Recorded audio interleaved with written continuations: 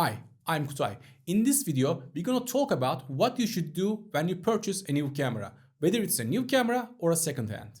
Before we continue, don't forget to write in the comments when was the last time you bought a camera and what did you do first. And while you do that, please don't forget to like the video. Anyway, let's go back to the topic. You unbox your camera, you charge your batteries, you open the camera, and probably it's gonna ask you to set the time and date.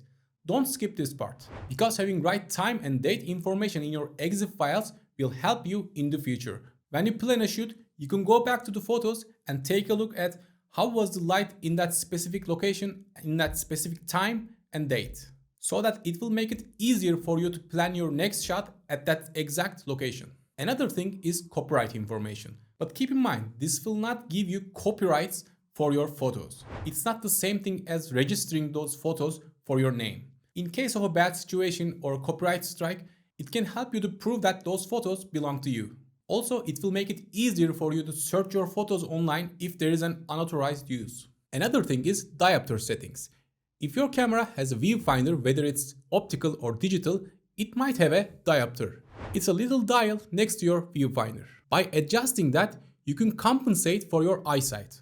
You may not have the perfect eyesight. By adjusting your diopter for your eyesight, you can make sure that you're seeing exactly how you should see. Even if you use glasses normally and you don't want to use them while you take photos when you use viewfinder, these settings will allow you to compensate for that. A little note about adjusting this: when you do that, don't reference the view in general, but try to look at the information at the bottom.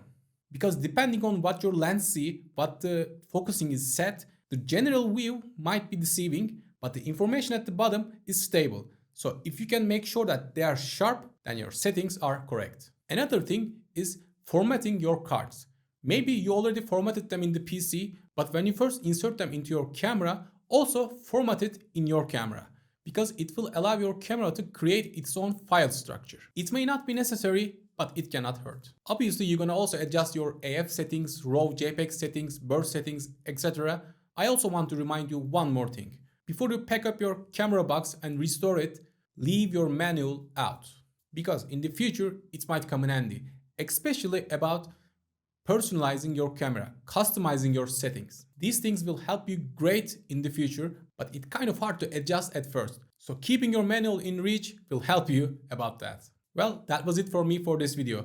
If you find it useful, please don't forget to like it. And if you want to see more of my video and photography content, don't forget to subscribe. Thank you for watching. See you next time.